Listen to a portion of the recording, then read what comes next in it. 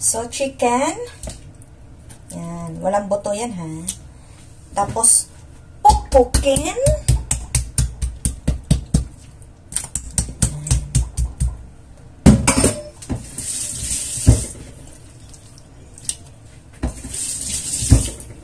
So, lagyan natin ng salt, black pepper, white pepper.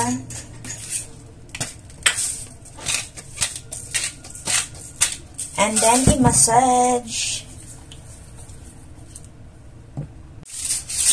Ibalot natin. Fold muna natin ng fold. Pagkatapos, ibalot.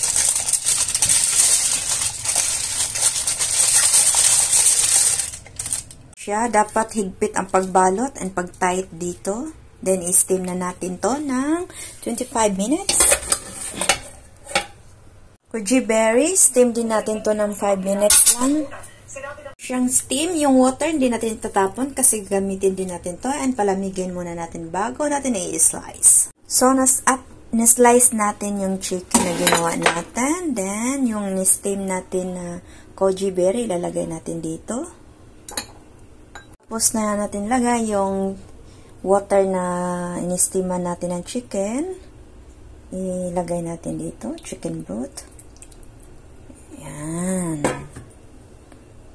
Then, mag-add tayo ng dunking chicken marinated. Ilagay natin to dito. Yan. Tapos, palamigin natin. At kasi malamig to i-serve.